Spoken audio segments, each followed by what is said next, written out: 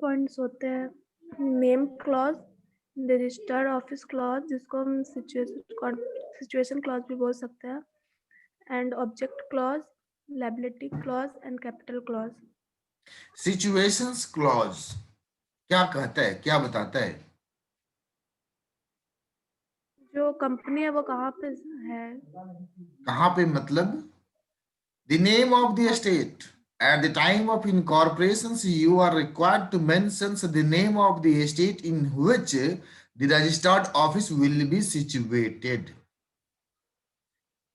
और एक वर्ड आपने कहा situations means registered office clause को सिचुएशंस क्लॉज भी कह सकते हैं। दूसरा नाम सिचुएशंस क्लॉज है, नो डाउट। सिचुएशंस क्लॉज ही है वो। उस सिचुएशंस क्लॉज के अंदर में रजिस्टर्ड ऑफिस का जिक्र होता है। अगर कंपनी अपनी eight the time of incorporation registered office final कर लेती है तो परमानेंट एड्रेस वो अपना वहां पे डाल देती है। लेकिन कभी कभी ऐसा होता है जो एड्रेस फाइनलाइज्ड नहीं है, तो ऐसे कंडीशंस में हमें ऑप्शंस है। हम लोग कल एक डाउट पे आ रहे थे, जो 15 दिन होगा, 15 दिन होगा,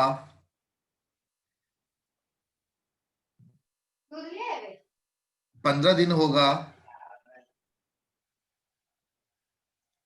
एक मिनट, हाँ मॉर्निंग सर, सर एक क्लास ले रहे हैं, क्लास से बात करते हैं सर।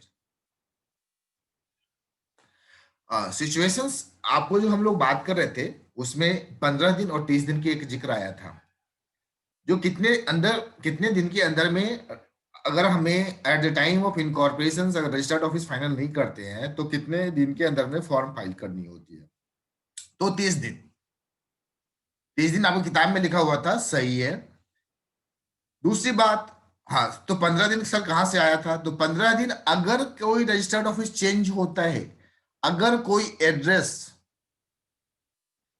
चेंज होता है, तो ऐसे सिचुएशंस में आपको जो है सो 15 दिन के अंदर में आरओसी को इंटीमेट करना होता है।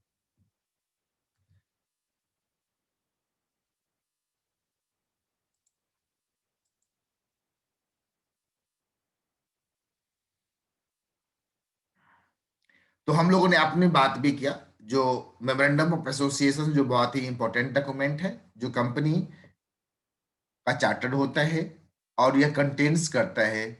आपने सारी बातें बताई।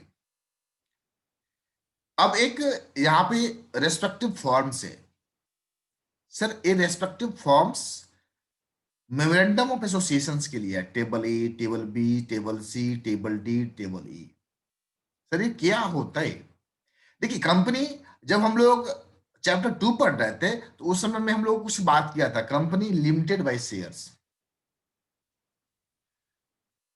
तो नॉर्मली जो कंपनियां बनाई जाती है उसमें शेयर के द्वारा पैसा लगाया जाता है, तो वहां पे लाइबिलिटी लिमिटेड होती है बाय शेयर्स। अभी हम लोग लिमिटेड लाइबिलिटी क्लॉज पढ़ के आए हैं और उसमें shares to the unpaid amount पड़े थे, वो लाइबिलिटी होता है।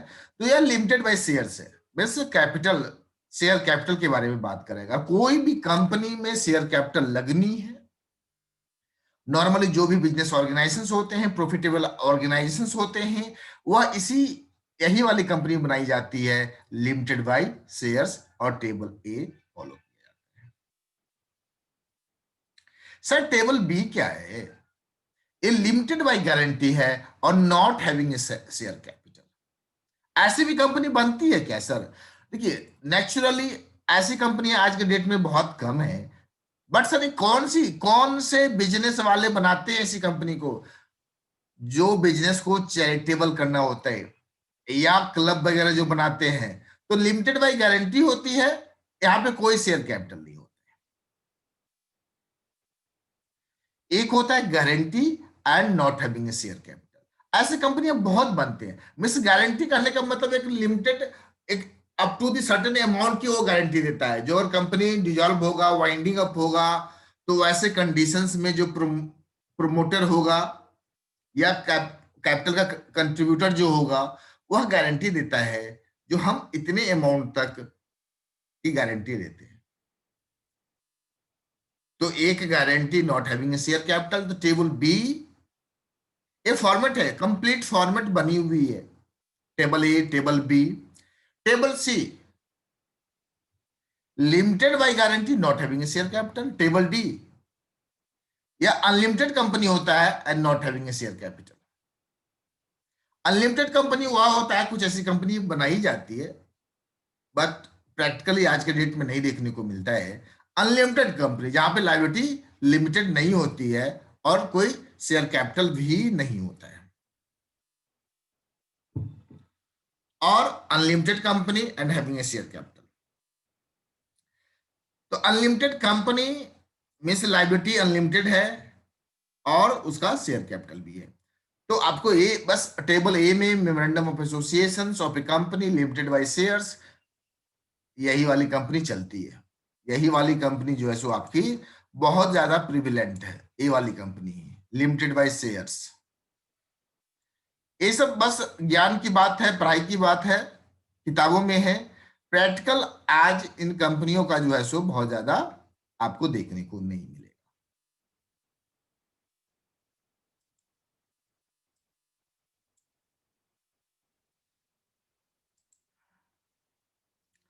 ये आर्टिकल्स, अभी आर्टिकल्स के बारे में हम लोग नहीं पढ़े हैं, इसलिए आर्टिकल्स के बारे में भी चर्चा नहीं करते हैं। आगे बढ़ते हैं। Table F limited by shares के बारे में बात कर रहे हैं और इसके बाद सारी बातें तो जिक्र कर दी हैं। तो ये तो table B F G H I J है।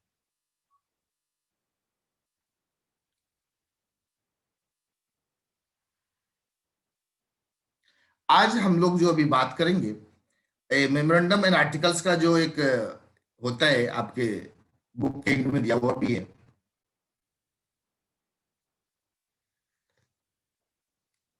आज और अभी अपने जो बात करने जा रहे हैं बच्चे,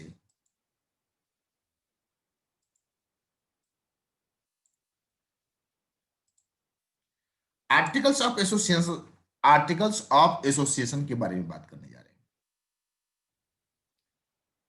सर मेमोरेंडम चार्टर्ड होता है कंपनी का। आर्टिकल्स जो होता है यह rules and regulations, internal management means organisations की जो इंटरनल मैनेजमेंट है, कार्यवाही है, वह लिखा हुआ होता है।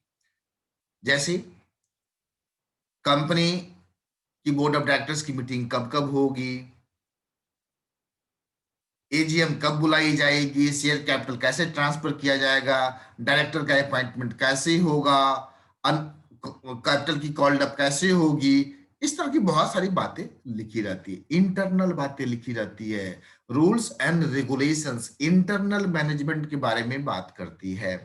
लेकिन जो मेमोरेंडम ऑफ एसोसिएशन था वह आउटसाइडर के बारे में बात करती है, बाइंड करती है आउटसाइडर को और कंपनी को। शेयर कैपिटल, तो शेयर कैपिटल तो कोई बाहर ही लगा रहा है ना, उसके बारे में वो बात चर्चा कर रहे हैं।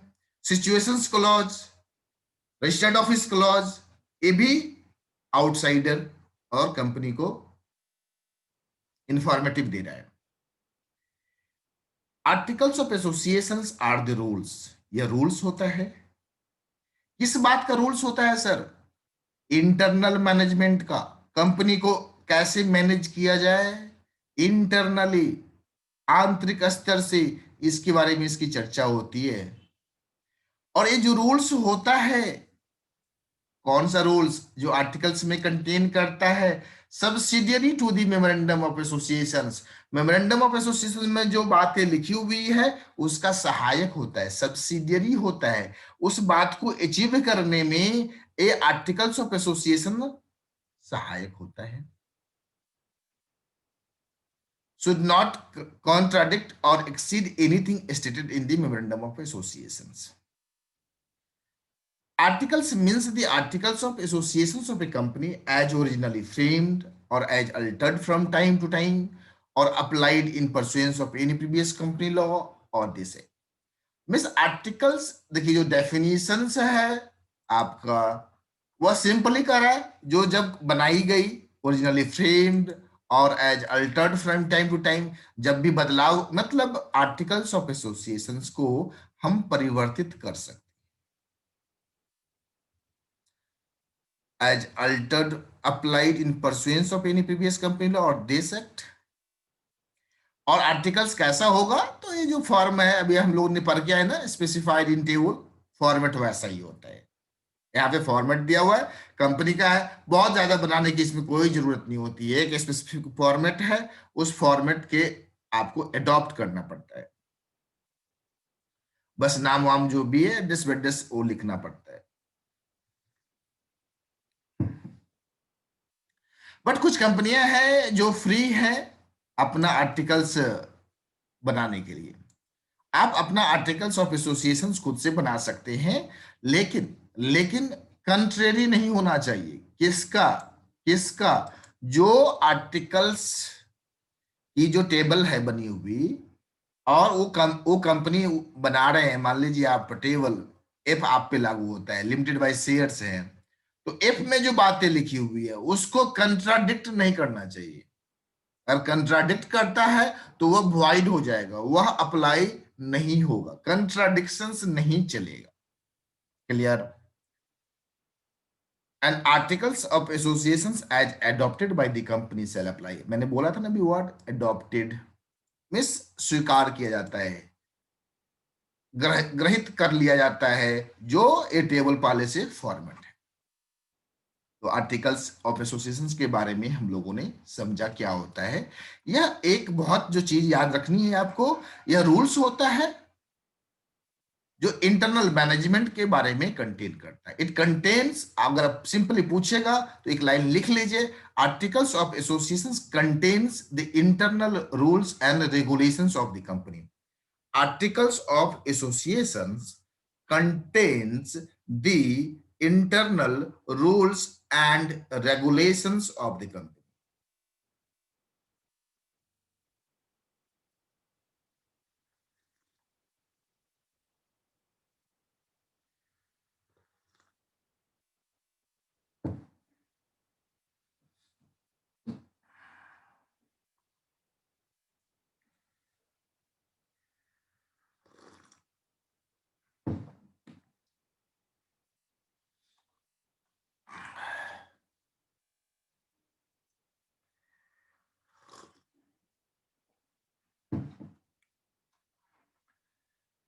लिख लिया आप लोग? अब हम लोगों ने ओके गुड फाइन। हम लोग, हाँ बोलिए। The articles of associations contains the internal rules and regulations of the company। अब आते हैं कंसेंट ऑफ प्रपोज डायरेक्टर। जो कंपनी में डायरेक्टर बनानी है उसको एक रिकॉल करते हैं। हम लोगों ने बातें की थी सर, प्राइवेट कंपनी में कितने डायरेक्टर होने चाहिए? Minimum, maximum, maximum 15। Public company में मिनिमम सर 7 7 और मैक्सिमम 7। नो 3। शेयर होल्डर 7 है। शेयर होल्डर में और डायरेक्टर में अंतर होता है मेरे बच्चों। डायरेक्टर जो होता है वो कंपनी को क्या मैनेज करता है, शेयर होल्डर जो होता है वो पैसा लगाता है, शेयर कैपिटल में कंट्रीब्यूट करता है मनी। तो दोनों का रोल अलग है। एक व्यक्ति शेयर होल्डर भी हो सकता है, डायरेक्टर भी हो सकता है। एज ए डायरेक्टर उसका जो रोल होगा, सर्विस होगा to the company, that will be different. कभी कभी होता है ना, एक ही व्यक्ति, हमें रिश्ते में दो साइड से रिश्ते लगते हैं, तो मौसा जी भी लगते हैं और फूफा जी भी लगते हैं।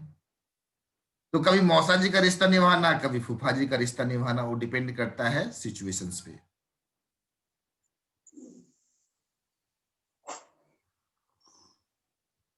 कभी कोई भाभी भी लगती है और दीदी भी लगती है। कभी मिला है ऐसा आप लोग को घर में? यस तो हम लोग दोनों रिश्ता निभाते हैं ना। Yes sir. फाइन। तो हम लोग बात कर रहे थे यहाँ पे कंसेंट ऑफ प्रपोज डायरेक्टर। हाँ, एक बार फिर से रिकॉल कर ले। मिनिमम डायरेक्टर 2 और 3, मैक्सिमम दोनों केस में 15। हाँ, क्या आपका एक सवाल उठ सकता है, क्या सर डायरेक्टर की संख्या को बढ़ाई जा सकती है? हाँ, बढ़ाई जा सकती है। उसके लिए परमिशंस की जरूरत होती है, उसमें अभी अपने को नहीं जानना है। अपने को सिंपली पढ़ना है डायरेक्टर प्रपोज्ड। प्रपोज्ड मतलब जो डायरेक्टर बननी है, जो कंपनी प्रपोज्ड है, जो इनकॉर्पोरेशन होना है, उसमें जो डायरेक्टर प्रपोज्ड है उसका कंसेंट लेना पड़ता है। मतलब कंसेंट मतलब सहमति। अनुमति। बिल्कुल, अनुमति एंड सहमति लेनी होती है। और यह कंसेंट भी फाइल होता है at the time of incorporation. तो हम लोग मेमोरेंडम भी लगाते हैं, आर्टिकल्स भी लगाते हैं, और कंसेंट ऑफ डायरेक्टर भी लगाते हैं। जो रिटन कंसेंट होता है of each person name as director is required confirming the agree to act in the capacity and undertake to buy and pay for qualification shares. तो consent of proposed director। Agreement क्या होता है? अगर कोई management director का appointment होना है तो उसके लिए तो एग्रीमेंट होगा ना। तो इस तरह से जो है सो एग्रीमेंट होता है। आएंगे हम और अभी उस पॉइंट को कवर कर दे, फिर आगे बात करेंगे। अगर कोई होल टाइम डायरेक्टर अपॉइंटमेंट करना है, मैनेजिंग डायरेक्टर अपॉइंटमेंट करना है, तो इसके लिए अगर कोई एग्रीमेंट हो रहा है तो वह भी रजिस्टर्ड होता है। एक स्टैट्यूटरी डिक्लेरेशन होता है। सर ये कौन देता है? डायरेक्टर को भी देना पड़ता है, एक प्रोफेशनल को भी देना पड़ता है। जो इसमें लिखा होता है क्या sir? All the requirements pertaining to the registrations have been complied. कहने का मतलब एक संवैधानिक डिक्लेरेशंस, घोषणा, क्या जो भी रजिस्ट्रेशन का कंप्लायंस होना था, जिस भी नियम का पालन होना था, जो भी रिक्वायरमेंट्स था, वह लीगल पूरी कर ली गई है या डिक्लेरेशन दी जाती है। With it is submitted. एक बार अंजलि देख लो तो कौन है, आई ना sir. With is it to be submitted to the registrar with the above mentioned documents for getting the company registered। आइए ना सर।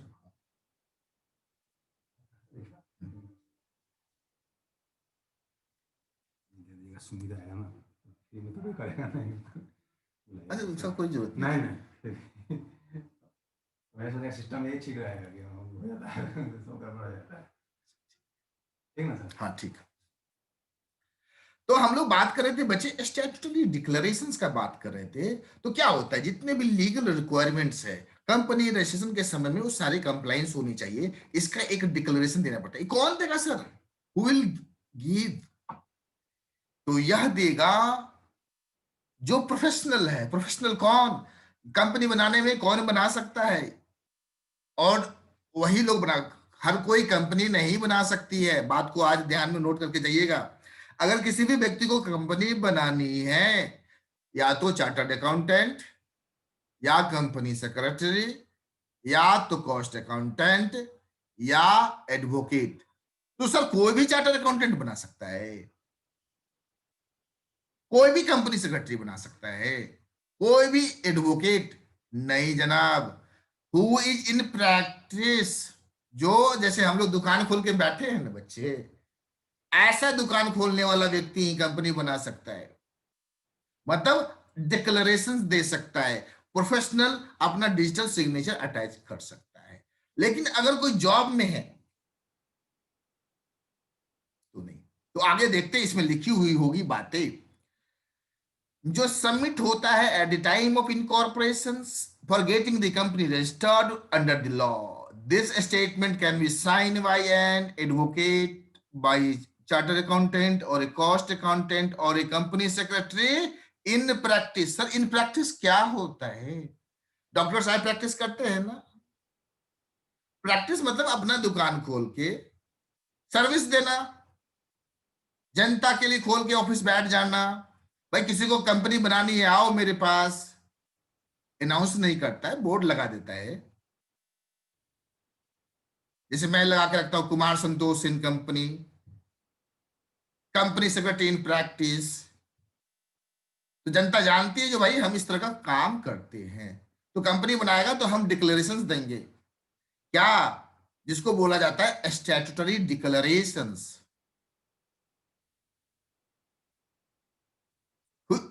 जहां पे हम who is engage in the formation of A company, जो व्यक्ति इंगेज होता है formation of the company. मान लीजिए मैं कंपनी बना रहा हूं तो मैं डिक्लेरेशन दूंगा। मैं कंपनी बना रहा हूं कहने का मतलब कोई क्लाइंट के लिए मैं बना रहा हूं, सारे डॉक्यूमेंट प्रिपरेशंस कर रहा हूं, तो स्टैट्यूटरी डिक्लेरेशन देता हूं बाय नेम्ड, और जो है सो by persons named in the articles as a director और मैनेजर्स और secretary of the company. Sir ये क्या बोल दिया, एंड बोल दिया सर, नहीं समझ में आया, हमें भी समझ में नहीं आया। कोई बच्चा मेरे को समझाएगा क्या? इधर को एंड बोल दिया भाई, ये क्या कहना चाह रहा था?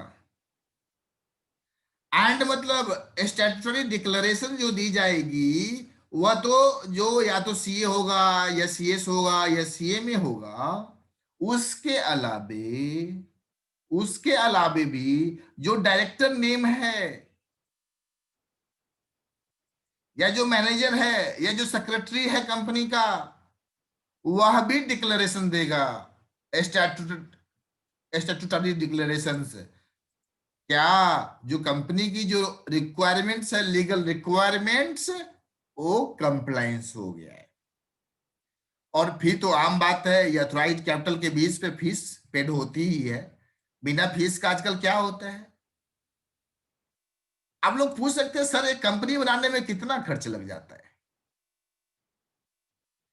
बहुत मेहनत होता है, तो हम लोग इस पे जो 25,000 to 30,000, 35,000 depends on the authorised capital. 15 lakh के कैपिटल तक हम लोग ये फीस लेते हैं। ऑथराइज्ड कैपिटल जैसे ही बढ़ता है 15 लाख से ऊपर, तो आरओसी का फीस बढ़ जाता है।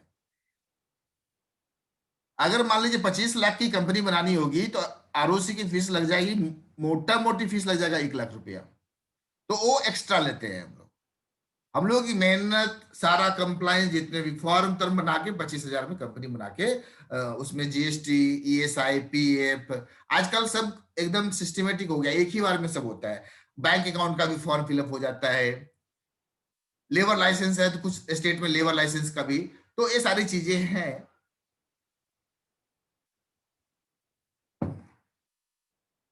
तो हम लोग बात कर रहे थे सर कंपनी बनाने के लिए जो डॉक्यूमेंट्स चाहिए, ये डॉक्यूमेंट्स था। हम लोगों ने डीन के बारे में बात किया था। डीन का मतलब होता है डायरेक्टर आइडेंटिफिकेशन नंबर।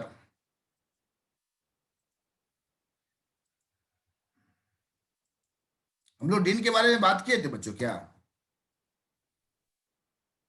आपने थोड़ा सा बताया था डीन के बारे में। थोड़ा सा बताए थे, आज पूरी बताएंगे बच्चे, हम बता दें?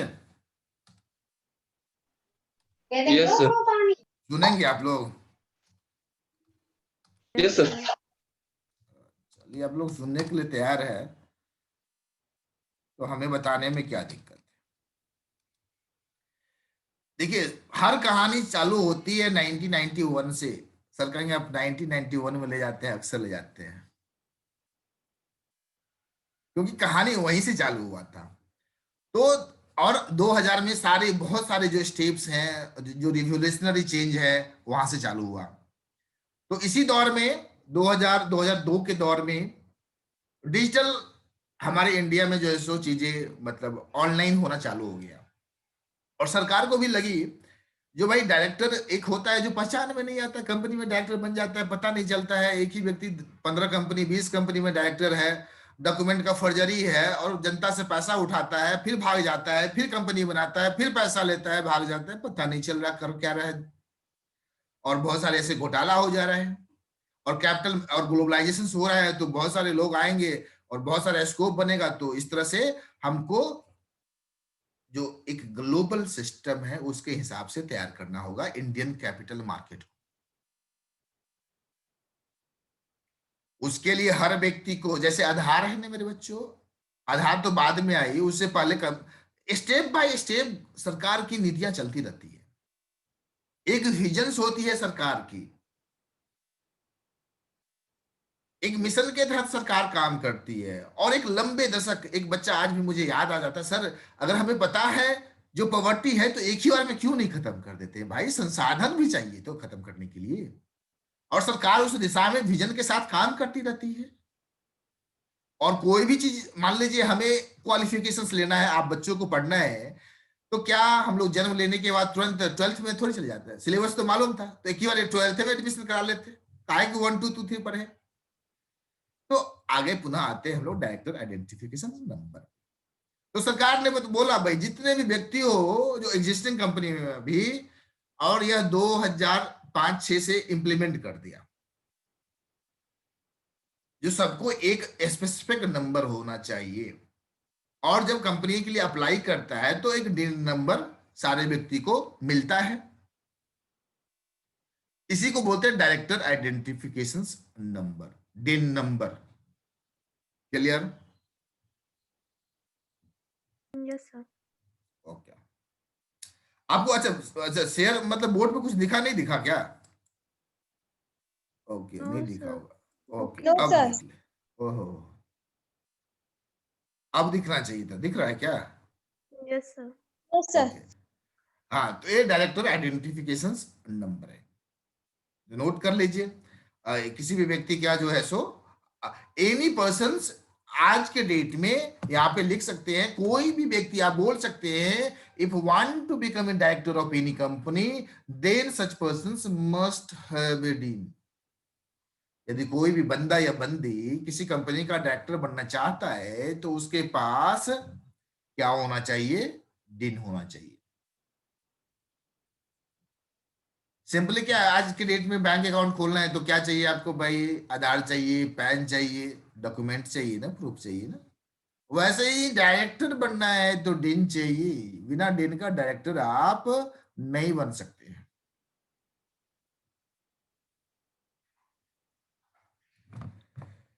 तो ये थी बातें कंपनी के बारे में। कुछ डाइजेस्ट हो रहा है आप लोगों को क्या? तो ये इतनी डॉक्यूमेंट थी, ये सिलेबस था Yes, sir. आपका। ओके, अब एक और जो है, आज कोई और भी क्लास है क्या? 9 बजे से अकाउंट। Yes, sir. Accounts की। अच्छा 9 बजे से कौन सी क्लास है? ऑनलाइन या ऑफलाइन है? ऑनलाइन ही होगा। Yes sir. Online Rajni sir का ऑफलाइन है दोनों क्या? है सर। अच्छा रजनी सर का है। Yes sir. Yes, sir. Rajni sir class, अच्छा ओके। एक क्वालिफिकेशन शेयर की बात करती है। क्वालिफिकेशन शेयर क्या होता है? कभी कभी आर्टिकल्स में मेंशन होता है जो किसी भी व्यक्ति को डायरेक्टर बनने के लिए मतलब मिनिमम नंबर ऑफ शेयर्स लेना होगा, परचेज करना होगा, तभी वो डायरेक्टर बन सकता है। तो डायरेक्टर का कुछ स्टेक होना चाहिए इन द प्रपोज्ड कंपनी, तो क्वालिफिकेशन शेयर की बात होती है, या आर्टिकल्स में मेंशन होता है। क्वालिफिकेशन शेयर्स आर्टिकल्स में मेंशन होता है, उसमें रिक्वायर करता है, बोलता है two by a certain number of shares, तो उतना नंबर ऑफ शेयर्स बाई करने के बाद या बन जाने के, डायरेक्टर बनने के बाद खरीदना पड़ता है। किसको? डायरेक्टर को। उसको पे करना पड़ता है, पे for the shares before the company obtains certificate of commencement of business. Sir आप सर्टिफिकेट ऑफ इनकॉर्पोरेशन के बारे में बात कर रहे थे। हाँ बात कर रहे थे। वो आप किसी भी कंपनी को बनाने के लिए, जन्म लेने के लिए जन्म प्रमाण पत्र है, बट जन्म प्रमाण तो बच्चे के पास है, बट कोई भी लीगल कॉन्ट्रैक्ट करने के लिए वह बच्चे का 18 साल का होना जरूरी है। उससे पहले कोई कॉन्ट्रैक्ट वगैरह वह नहीं कर सकता है, और करेगा भी तो लीगल गार्जियन के द्वारा कर सकता है। सर क्या लिंक है इसका सर्टिफिकेट ऑफ इनकॉर्पोरेशन के साथ? आप तो वैसे ही कंपनी का सर्टिफिकेट ऑफ इनकॉर्पोरेशन जन्म प्रमाण पत्र है, लेकिन कमेंसमेंट ऑफ बिजनेस क्या है? जो अब कंपनी अपना बिजनेस स्टार्ट कर सकती है।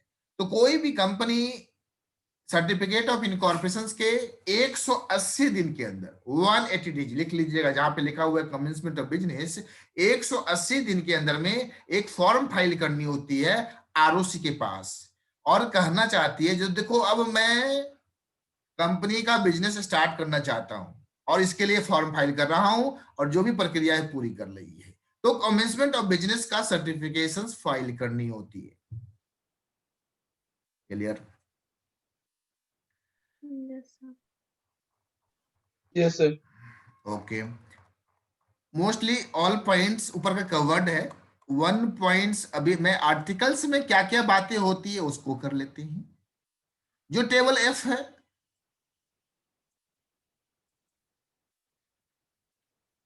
Adoption of preliminary contracts. Preliminary contracts क्या होता है? कंपनी बनने से पहले जो कॉन्ट्रैक्ट किए जाते हैं या कंपनी बनाने के वक्त तक जो कॉन्ट्रैक्ट होते हैं, that is called as preliminary contract.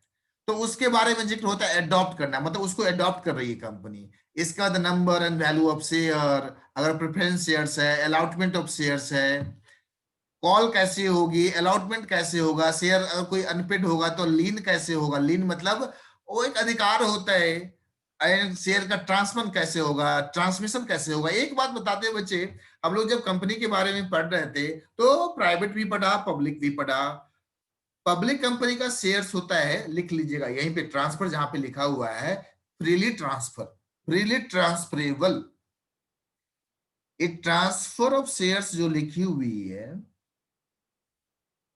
तो पब्लिक कंपनी के केस में शेयर फ्रीली ट्रांसफरेबल होता है और प्राइवेट कंपनी के केस में रिस्ट्रिक्टिव होता है। Restrict the right to transfer of shares, हम लोगों ने पढ़ा था, वो क्लॉज में ही लिखा हुआ है, प्राइवेट कंपनी के क्लॉज में ही लिखा हुआ है।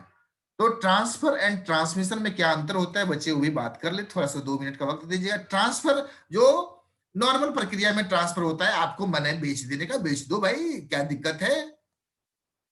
ट्रांसमिशन जो होता है मेरे बच्चों, बाय लीगल ऑपरेशंस, लिख लीजिए, ट्रांसमिशंस में बाय ऑपरेशंस ऑफ लॉ, कानून की प्रक्रिया के द्वारा ट्रांसमिशंस होता है, कानून की प्रक्रिया की वजह से। सर ये क्या होता है? जब कोई व्यक्ति मर जाता है, किसी व्यक्ति का शेयर, मान लीजिए आप किसी कंपनी का शेयर लेके बैठे हैं या आपके दादाजी लेके बैठे हैं, क्यों आपको हम मारे भाई? आप बोलेंगे सर इतनी जल्दी मार दिए, अभी तो बहुत जिंदगी देखना है, शादी ब्याह नहीं हुआ। तो ट्रांसमिशन, दादाजी आपके शेयर लेके बैठे हैं, दादाजी एक्सपायर कर गए, सबके दादाजी जिंदा है, मान लो 10-20 साल बाद एक्सपायर कर जाते हैं, तो सर एक्सपायर कर गए हैं, तो मान लो दादाजी तुम्हारे एक्सपायर कर गए हैं और उनके नाम में शेयर था, तो अब तो पिताजी को मिला होगा ना, पिताजी उसको ट्रांसफर कराया होगा ना डेथ सर्टिफिकेट के साथ, तो वो हो गया ट्रांसमिशन। और ट्रांसफर क्या हो गया? अब पिताजी को मन हो रहा है जो भाई अब मेरा उम्र हो गया है, बेटा मेरा बालिक हो गया है, और बेटा के नाम में ट्रांसफर कर दे, तो वो होगा ट्रांसफर। जीते जीवित अगर कुछ करते हो बच्चे तो ट्रांसफर, मरने के बाद जो प्रक्रिया हुई ट्रांसमिशन। नॉमिनेशन, नॉमिनेशन तो जानते ही है ना आप लोग, बैंक अकाउंट में भी नॉमिनेशन, हर जगह नॉमिनेशन होता है ना। हाँ? Yes, तो sir. शेयर होल्डर केस में कोई नॉमिनेट करेगा, मान लो कोई शेयर पैसा लगाया है, तो अगर दादाजी अपने पोता के नाम में कर सकता है या किसके नाम में करेगा वो दादाजी के ऊपर डिपेंड करता है। तो nomination, forfeiture of share, shares की जब्तीकरण, अगर कोई भी शेयर होल्डर पैसा नहीं देगा तो शेयर को कैसे फॉरफिट किया जाएगा, फॉरफिट मतलब जब्त किया जाएगा, उसकी भी प्रक्रिया बातें लिखी हुई होती है। कहाँ लिखी हुई होती है? कहाँ लिखी हुई होती है? आर्टिकल्स में। बिल्कुल सही, आर्टिकल्स में लिखी होती है। अल्टरेशंस ऑफ कैपिटल, एक बच्चा ने पूछा था कल सवाल मेरे से, सर क्या कंपनी अगर मान लीजिए इतना कैपिटल लगाई और कंपनी को लग रहा है जो अब इसको बड़ा करना है, विशाल करना है, तो क्या बगरा करना है, विशाल करना है, तो ऐसे कंडीशंस में क्या होगा?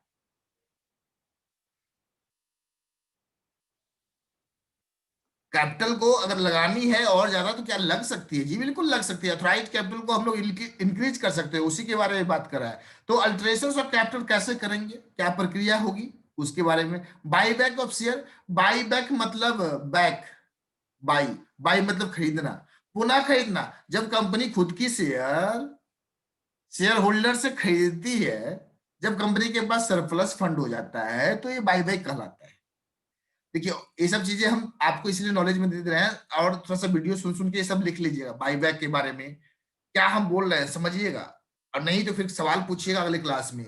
बाईबैक, कंपनी के पास जब सरप्लस फंड हो जाता है, बहुत पैसा हो जाता है, उसको यूज करने का जगह नहीं है, तो कंपनी जो शेयर होल्डर को बोलती है, वो स्टॉक मार्केट में मान लीजिए 500 रुपया का वैल्यू है, तो कंपनी बोलती है यार हम 540 में खरीदेंगे अपना ही शेयर होल्डर का। जब बाईबैक कंपनी पैसा देके शेयर ले लेती है, तो this is called as buyback of share. Share certificate means आप शेयर खरीदा तो शेयर सर्टिफिकेट आपको मिलनी चाहिए। तो कैसा होगा, क्या फॉर्मेट में होगा, कितने दिनों में दिया जाना चाहिए, इसके बारे में। डिमेटेरियलाइजेशन, डीमैट पुनः वही दशक 2002 और 4 का दशक है। एक कंपनी बनी थी एनएसडीएल एंड सीडीएसएल, शायद आप लोगों से मैंने बात किया, एनएसडीएल एंड सीडीएसएल के लिए बात किया है ना मैं? Yes sir. ओके। तो उस समय में डिमेटेरियलाइजेशन के लिए एनएसडीएल एंड सीडीएसएल दो बनाई गई थी कंपनी। इस डिमेटेरियलाइजेशन प्रक्रिया को पूरी करने के लिए, और ये इस दोनों को का नाम है डिपोजिटरी। क्या नाम है? डिपोजिटरी। और इसके अंदर में होते हैं डिपोजिटरी पार्टिसिपेंट, जिसको बोलते हैं डीपी। इसके अंदर में बहुत सारे डीपी होते हैं, नोट कर लीजिएगा, इसके अंदर में बहुत सारे डीपी होते हैं। तो डीपी का मतलब होता है डिपोजिटरी पार्टिसिपेंट। इस प्रक्रिया में कौन डीपी बन सकता है? Bank, financial institutions, stock broking house, और इधर भी वही बातें होगी। सर तो अब डिमेटेरियलाइजेशन के बारे में ना बताइए हमको, ये तो प्रक्रिया के बारे में आप बता दिए। हाँ डिमेटेरियलाइजेशन बता रहे हैं। बच्चा पहले जो हुआ करता था फिजिकल शेयर, मान लो फिजिकल शेयर ऐसा सर्टिफिकेट मिलता था, ऐसा सर्टिफिकेट, इस पे लिखा रहता था share folio, ledger folio number, certificate, कितना नंबर ऑफ शेयर्स ले रहे हैं, ये सारी बातें लिखी रहती थी। तो फिजिकल फॉर्म में, कागजात फॉर्म में जो होता था फिजिकल सर्टिफिकेट, इसको कहा जाता था फिजिकल सर्टिफिकेट।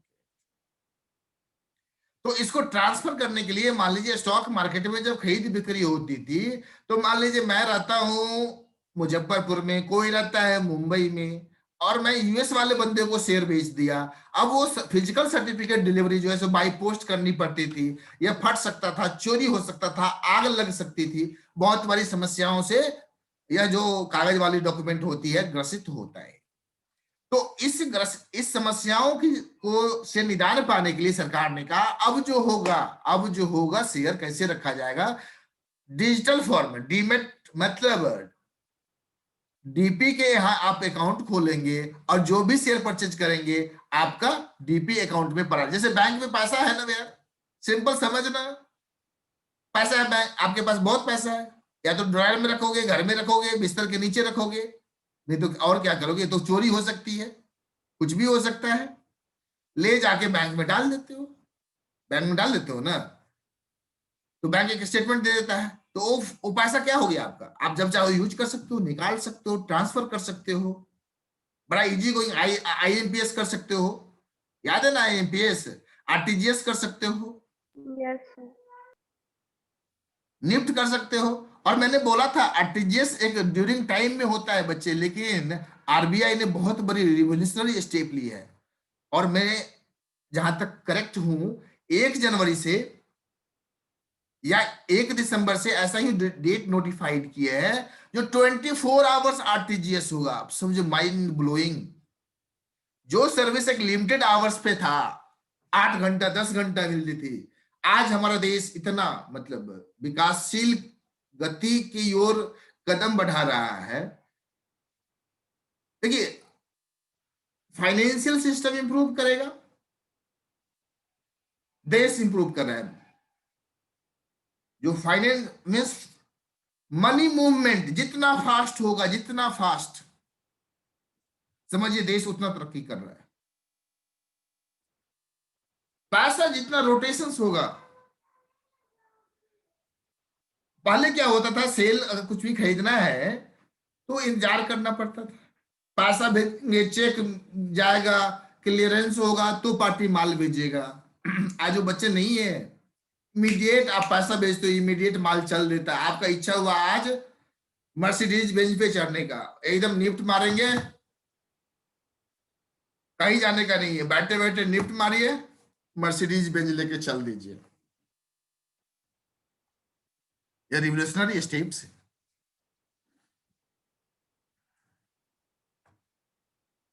तो ये जो शेयर जो होता है डीमेट फॉर्म में होता है, इसी को बोलते हैं डीमेटेरियलाइजेशन।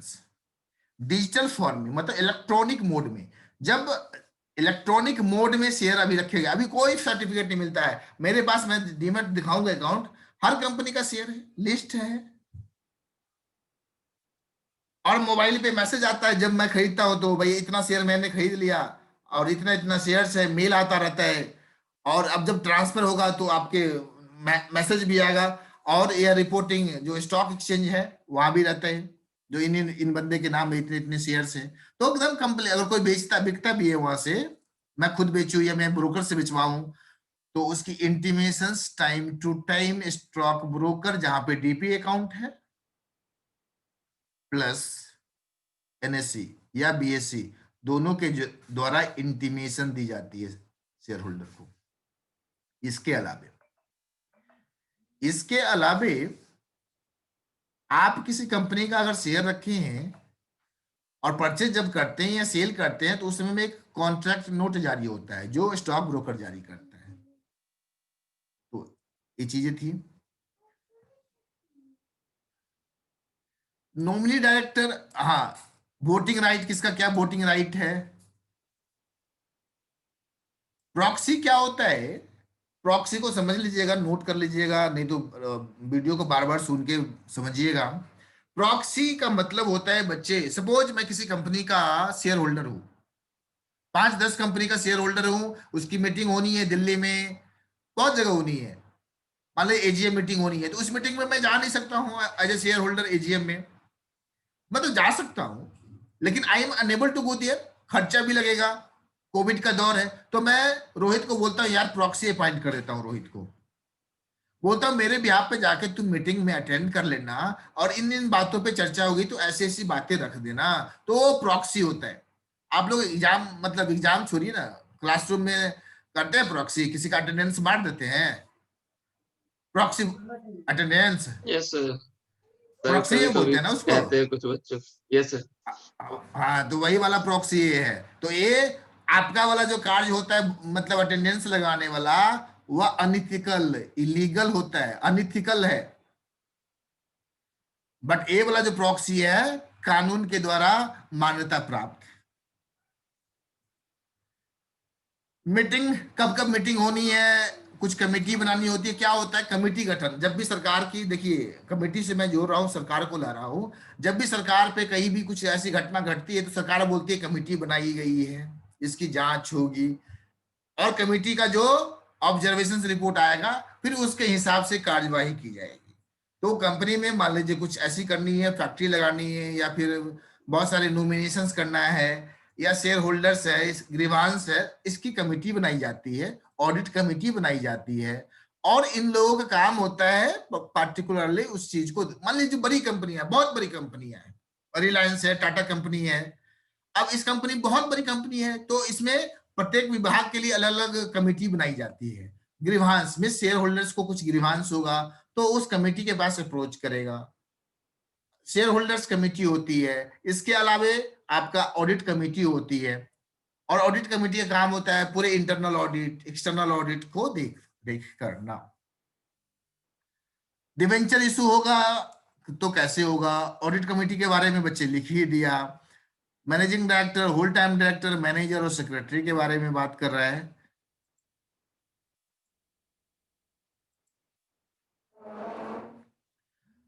इसके बाद कोई एडिशनल डायरेक्टर लगानी है तो मतलब अपॉइंटमेंट करना है। रेम्युनरेशन ऑफ डायरेक्टर क्या होगा, जनरल मीटिंग कैसे बुलाएंगे, डायरेक्टर मीटिंग कैसे होगा, कंपनी को बोरिंग करना होगा तो कैसे करेगा, dividend and reserves, accounts and audit कैसे होगा, कंपनी को अगर समापन करना होगा, वाइंडिंग अप करना होगा, बंद करनी होगी तो कैसे करेंगे, कोई इंडेमनिटी होगा, और कैपिटलाइजेशन ऑफ रिजर्व्स। अभी अकाउंट में थोड़ा सा और मैच्योरिटी हुई है तो कैपिटलाइजेशन ऑफ रिजर्व्स के बारे में अपनी बात करेंगे, लेकिन नहीं बता देते हैं। देखिए कंपनी की जो रिजर्व्स होती है, प्रॉफिट कमा कमा के जो कंपनी रखती है, एक बार म्यूट कर लीजिएगा, रोहित म्यूट कर लीजिए। कंपनी जो पैसा कमा कमा के रखती है, रिजर्व, प्रॉफिट प्रॉफिट प्रॉफिट, अब उसको कन्वर्ट कर दिया जाता है कैपिटल के रूप में। Bonus share, issue of bonus share, यहाँ पे लिख लीजिए, issue of bonus shares is capitalisation of reserves. Issue of bonus shares is a way to capitalizations of reserves. बहुत सारे तरीके हैं, उसमें से बोनस शेयर का इशू होना कैपिटलाइजेशन ऑफ रिजर्व्स है। बोनस शेयर क्या है, what is bonus share? Bonus मतलब बिना पैसे का कुछ मिले तो बोनस है ना यार। तो बोनस शेयर कंपनी जब फ्री में अपने शेयर होल्डर को शेयर बांटती है, देती है, शेयर होल्डर, दुनिया को नहीं यार, अपने शेयर होल्डर को, और शेयर होल्डर ने जो पैसा लगाया उसी से तो कमाई ना प्रॉफिट, उसी से ना रिजर्व बना, उस रिजर्व को कैपिटलाइज करती है और फ्री में शेयर दे देती है। This is called as bonus share. तो इस तरह से बच्चे आपका इस सिलेबस इनकॉर्पोरेशन की सारी प्रक्रिया हम लोगों ने कर ली, और ये सारी ये जो आपका लास्ट में जो लिखा हुआ है, ये सारे चीज आप लोग स्टडी कर लेंगे, क्योंकि हमने सारी बात कर रहे थे, डिक्लेरेशंस, आर्टिकल्स, प्रीलिमिनरी कॉन्ट्रैक्ट्स के बारे में भी बात किया मैंने, क्या होता है। जो eight the time of incorporation company बहुत सारे कॉन्ट्रैक्ट करती है थर्ड पार्टी के साथ, तो कंपनी के एग्जिस्टेंस आने से पहले जो भी कॉन्ट्रैक्ट होता है, that contract is called as preliminary contract.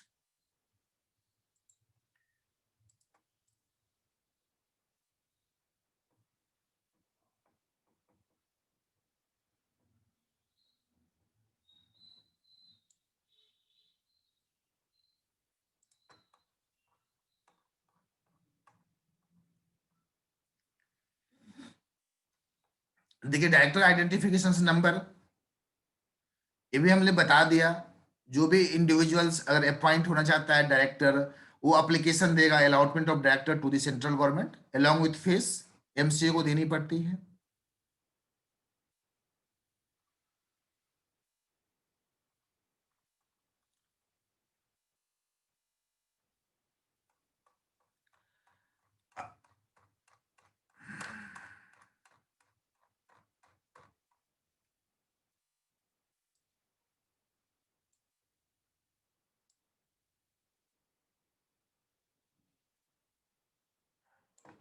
देखिए मेमोरेंडम ऑफ एसोसिएशन कैसा होता है,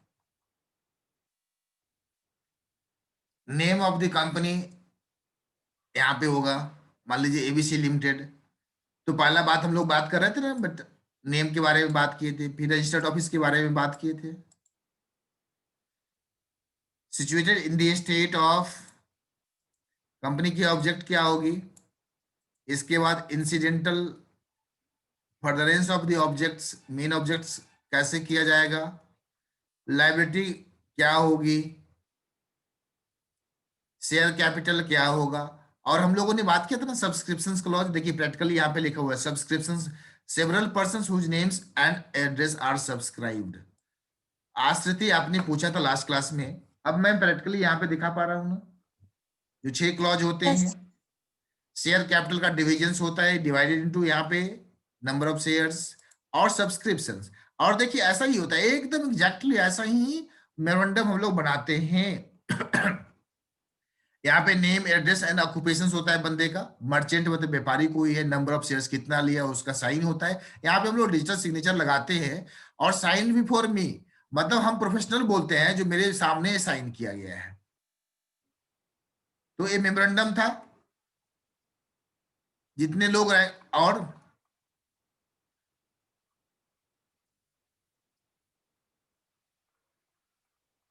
एक क्लास लेने अभी मैं क्वेश्चन आंसर कुछ करना चाहता हूँ। Minimum number of members to form a private company कितना होगा बच्चे? सर 2 2. 2 होगा। Okay. Minimum number of members to form a public company 5। 7. 5 7 होगा। चलिए आप लोग बोल रहे तो हम मान लेते हैं 7 7 सही है। Applications for approval of name of a company is to be made to किसको दी जाएगी? Government of MC India. yes किसको नो दी सर जाएगी? MC को sir D Honest. Government of the state सारा कौन सा? Complete A B C D कौन सा? Sir, B B B B B. B। अच्छा। आवाज रोहित आपके यहाँ से बहुत आ रहा है क्या? मतलब कुछ चल रहा है क्या? कोई पार्टी वार्टी है क्या? नो सर वो मतलब खाना वाना बनाने की सिस्टम अच्छा, मुझे लगा कि जो कोई बड़ा पार्टी वार्टी चल रहा है, हम लोग सोचे हम लोग भी आ जाते हैं। यहाँ पार्टी बैन है सर। अच्छा पार्टी वैन है। नहीं 50 आदमी से तो पार्टी कर ही सकते हैं। सर इकट्ठा होने के लिए पुलिस वाले घूमते रहते हैं, इकट्ठा नहीं हो सकते वैसे भी। अच्छा, वो सिर्फ तो परमिशन शादी लेके वाले तो के लिए। शादी। हाँ अच्छा, पार्टी का थोड़ी मतलब है। मतलब हमको लगा शादी वादी भी हो सकता है आपका। आपका मुझे लगा जो शायद एंगेजमेंट हो सकता है। No sir no. 18 साल के हो गए तो हो ही सकता है। 18 तो नो पूरा सर हो गया थोड़ा ना? सा नहीं सर 17 अभी 17 ही है तो यस अच्छा सर। इंतजार करना पड़ेगा अभी। आधार कार्ड के हिसाब से 16 ही है सर। अच्छा आधार कार्ड के हिसाब से 16 ही है। तो propose name of A company is, कोई सरकार सुन लेगी ना तो आधार कार्ड आपकी कैंसिल कर देगी, रद्द कर देगी। इस घोषणा को अगर एविडेंस ले लिया जाएगा, डिजिटल एविडेंस। एनीवे सर हाँ बोलिए। सर सही में आधार कार्ड कैंसिल किया जा सकता है sir date of birth report के आधार पे। हाँ मतलब डेट ऑफ बर्थ आपको मतलब सुधार करेक्शंस करने के लिए आप पे मतलब कानूनन स्टेप्स भी लिए जा सर सकते हैं। मैंने जो डेट ऑफ बर्थ लिखवाया था स्कूल में, तो स्कूल से मैंने बोला कि आप चेंज कर दीजिए, इसे 2003 कर दीजिए। अच्छा उन्होंने अच्छा कुछ धोखे से 2004 लिख दिया था जब मैं दिल्ली आया था। तो उन्होंने ठीक है। चेंज ही नहीं किया, उन्होंने बोला चेंज नहीं हो सकता, सरकारी रिकॉर्ड है। फिर ओके। सर बहुत लंबा चौड़ा प्रोसीजर होता है। हाँ हाँ उसकी एफिडेविट होती है, एफिडेविट करनी होती है। अगर आज भी अपना नेम चेंज करना चाहते हैं तो कर सकते हैं। अरे यार क्या उन्होंने बोला पॉसिबल था नहीं लोग। अरे यार वाइफ बदली जा सकता है, हस्बैंड बदला जा सकता है कानूनन प्रक्रिया के तहत। तो क्या डेट ऑफ बर्थ नहीं बदला जा सकता है? सर कानून, कानून में सब कुछ लिखा हुआ है। गलतियां हो गई यस है। प्रोसेस था। अब किसी को धोखे से लगता है कोई वाइफ गलत वाइफ आ गया है तो यार बदलता है कि नहीं बदलता है? अपने इंडिया में थोड़ा कम है लेकिन विदेशी कल्चर में तो यार एक जन कितने वाइफ बदलते हैं, कितने हस्बैंड बदलते हैं, उसका कोई अकाउंटेबिलिटी ही नहीं होता है। सर मैंने बोला तो हाँ था सर से, उन्होंने एक ओके लंबा प्रोसीजर बताया। पहले ठीक हेड है। ऑफिस जाइए, फिर अखबार में नाम अपना डालिए। अखबार में नाम डालने के बाद 15 दिन तक अगर उस पर कोई एक्शन नहीं लेगा तो फिर आप यहाँ आइए और फिर कौन सा पेपर आप इशू करवा के लाइए, वो स्कूल में अच्छा सबमिट कीजिए, चलिए उसके ठीक है। बाद पता। हाँ एक प्रक्रिया तो होती है, कुछ भी आप प्रक्रिया होती है। जो propose name of A company है कंसिडर्ड अनडिजायरेबल कब? In case of sir any if of it the is above. Identical with the name of an exciting existing company. अच्छा ए। और सर Yes, sir. ये D, sir sir. D sir in case of any of the above. हाँ बच्चे पूरा पढ़िए, सही से पढ़िए। आइडेंटिकल ये सर होगा डी है। या क्लोजली रिसेम्बल्स करेगा या इम्ब्लेम ऑफ गवर्नमेंट ऑफ इंडिया या यूनाइटेड नेशंस होगा। मैंने दिखाया था ना यार बच्चों तीनों सर। को। डी होगा ना बच्चों। प्रोस्पेक्टस इशू किया जाता है किसके द्वारा? B. Sir, B होगा। हाँ B, public B company. B ये sir.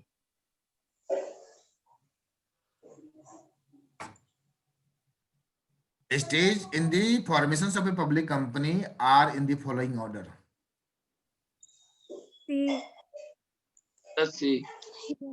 Yes, sir. Promotions, incorporations, capital subs, बिल्कुल सही, वाह, गुड। 7वां, preliminary contracts are signed.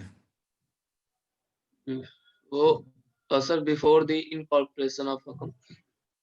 Yes, sir. ये होगा।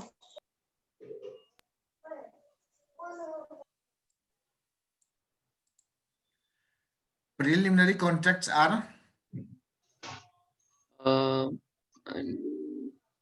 On the sir not binding on the company. नहीं, आगे बोलिए। A binding on the company ratified की जाती है। जितने भी प्रीलिमिनरी कॉन्ट्रैक्ट्स होते हैं, आर्टिकल्स में मेंशन हो गया, रेटिफिकेशन हो गया शेयर होल्डर्स मीटिंग में, तो बाइंडिंग हो जाता है।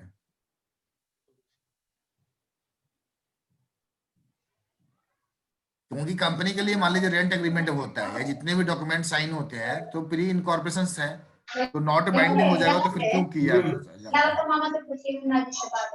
अच्छा, ट्रू एंड फॉल्स करते हैं, बताइए। सर यस सर, नेसेसरी है सभी कंपनी की इनकॉर्पोरेशन।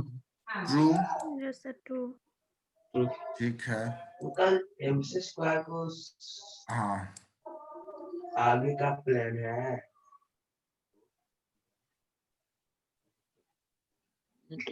ये फॉल्स होगा।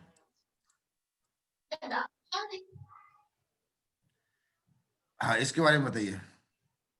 Company can commence business after, no sir.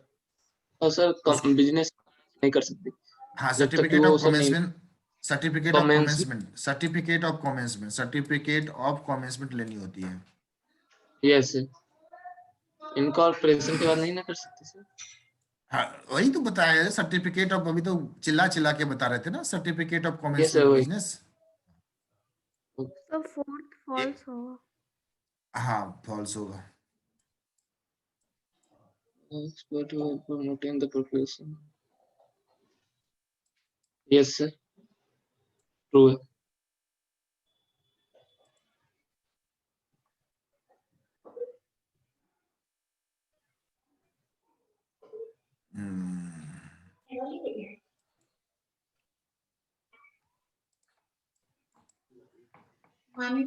नॉइखे दे रहा।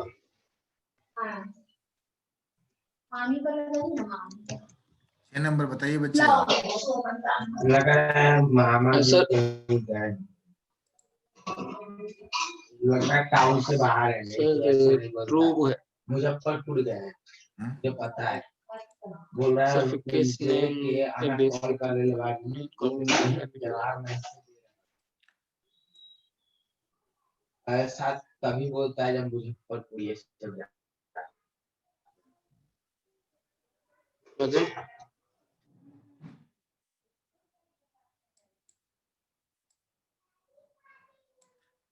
ये फॉल्स है। सर्टिफिकेट ऑफ इनकॉर्पोरेशन एक बार अगर मिल जाती है तो वह वैलिड एविडेंस होता है, ठीक है। उसके बाद उसको वाइड नहीं किया जा सकता है।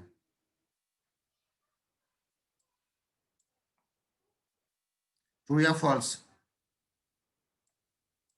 True. मेमोरेंडम ऑफ एसोसिएशन ना मेन डॉक्यूमेंट होता है। Yes sir. आर्टिकल्स भी मेन होता है, तो true.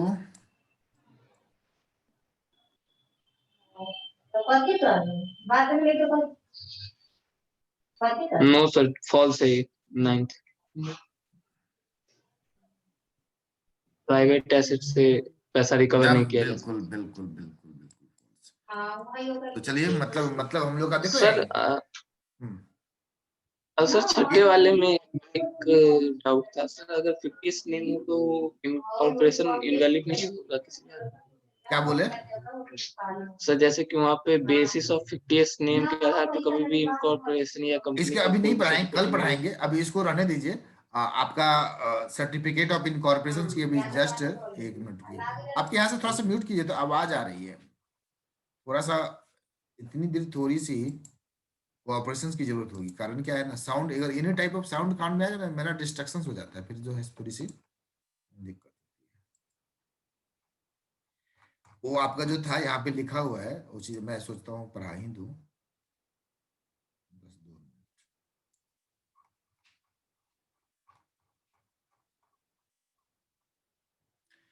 Effect of certificate of incorporation क्या होता है? A company is legally born on the date printed on the certificate of incorporation. यह लीगल एंटिटी बन जाती है। और लीगली बॉर्न कब होता है? जब जो जिस डेट को लिखा हुआ रहता है। परपेचुअल सक्सेशन के बारे में बात किए थे। It becomes entitled to enter into valid contracts. और जो सर्टिफिकेट ऑफ इनकॉर्पोरेशन होता है कंक्लूसिव एविडेंस है इस बात का, regularity of the incorporation of A company.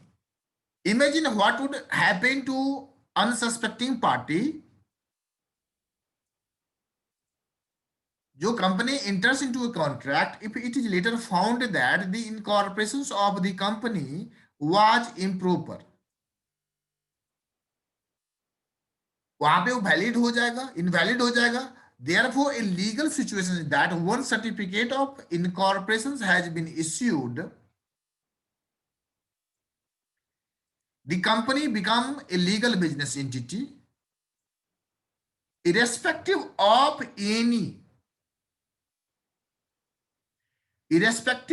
any flaw in its registrations। इस लाइन को ध्यान में देखिएगा। अगर company certificate of incorporation at a later stage अगर पाया जाता है जो कोई लैकुना रह गया है किसी, फिर भी वो क्या होगा? वैलिड रहता है।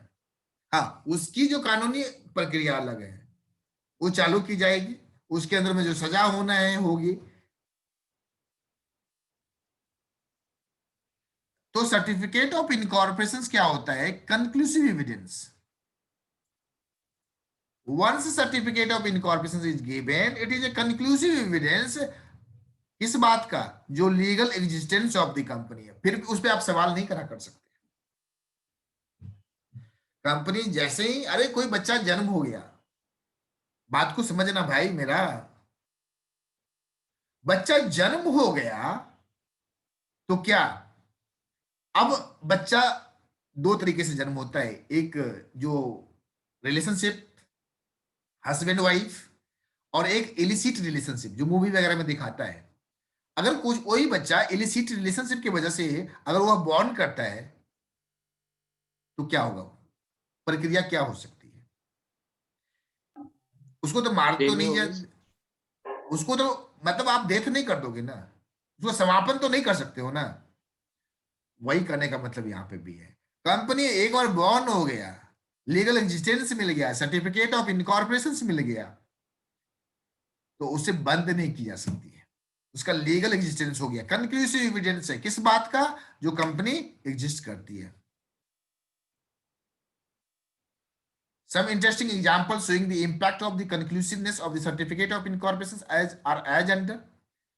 बात कर ही लेते हैं। कोई डॉक्यूमेंट रजिस्ट्रेशन के लिए फाइल हुआ था 6 जनवरी को, सर्टिफिकेट ऑफ इनकॉर्पोरेशन इशू हुआ 8 जनवरी को,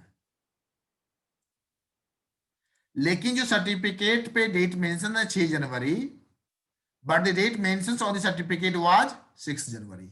गलती से 6 जनवरी हो गया, तो यहाँ पे company was in existence and the contract sign on 6 January were considered valid. एक पर्सन क्या करता है? फॉर्ज करता है सिग्नेचर का फॉर्जरी करता है मेमोरेंडम पे, फिर भी जो incorporation was still considered valid.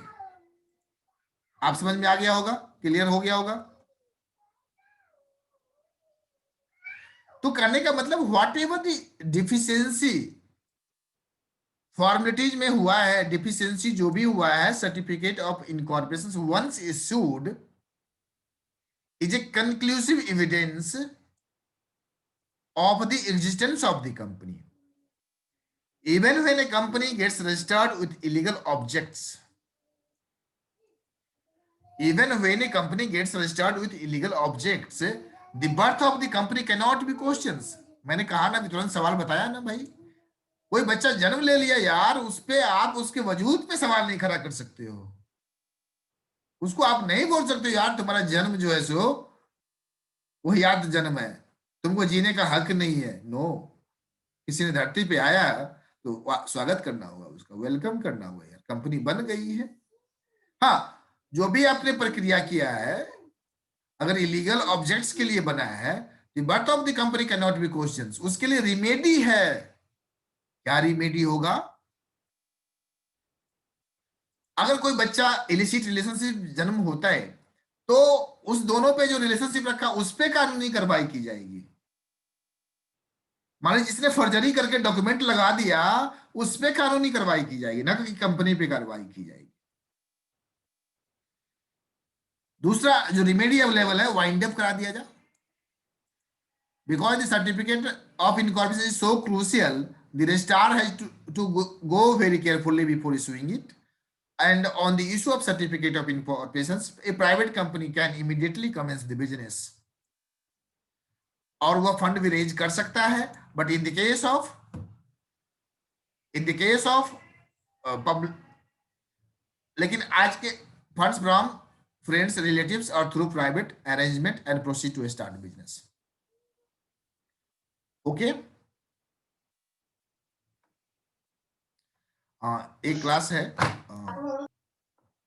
फिर आपको और कोई सवाल वगैरह है तो पूछ सकते हैं। No sir. सर एक क्वेश्चन था। एकदम पूछ लीजिए। सर आपने बताया था कि स्पाइस 2018 में आया एंड स्पाइस प्लस 2019 में, तो इन दोनों में डिफरेंस क्या है? अच्छा, स्पाइस एंड स्पाइस प्लस, एक मिनट।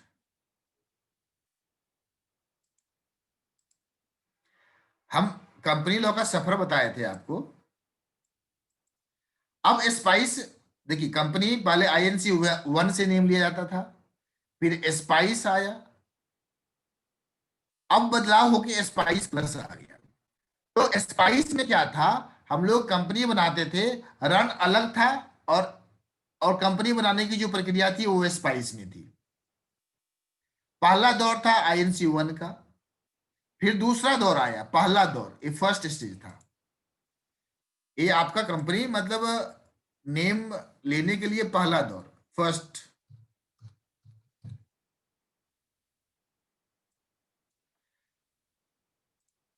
मीन्स पहले हम लोग कंपनी नेम लेने के लिए INC 1 फाइल करते थे, फिर आया सेकेंड दौर। इस सेकेंड स्टेज में हम लोगों ने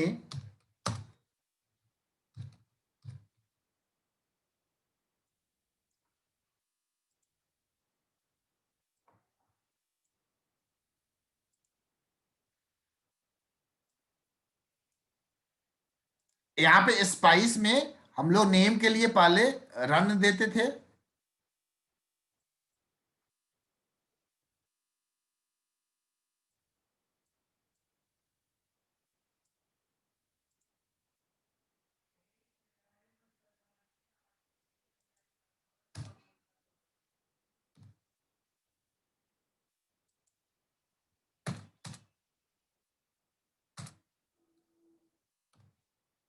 तो सेकेंड जब परिवर्तन होके आया तो रन, नेम के लिए रन, और अदर प्रोसेस के लिए हम लोग स्पाइस, यहाँ पे स्पाइस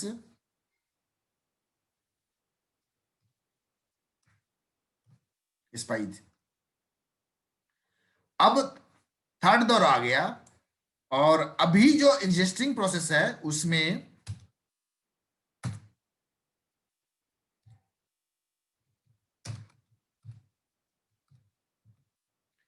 अभी हम लोगों को सिर्फ स्पाइस प्लस, दोनों यहाँ पे हो जाता है। स्पाइस प्लस में कंपनी का नेम का भी और अदर जो फॉर्मेलिटीज है सारे स्पाइस प्लस में होते हैं।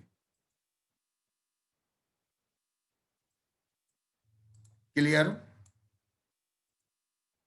यस कोई कंफ्यूजन तो अब है क्या? No sir. स्पाइस प्लस में दोनों काम होता है। यहाँ पे name approval name approval and company formations. Name approval and company formations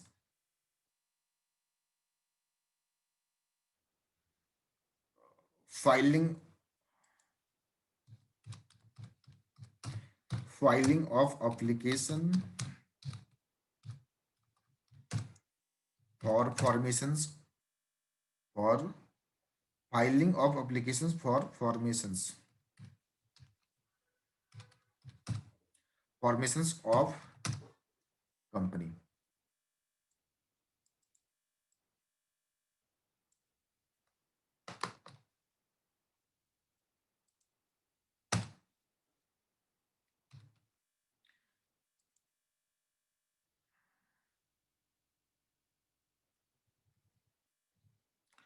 I think now it's might be clear. Yes, sir. So, any other questions? No, sir. Okay, तो session को and करें. Yes. Yes, हाँ. चलिए, okay, thank you.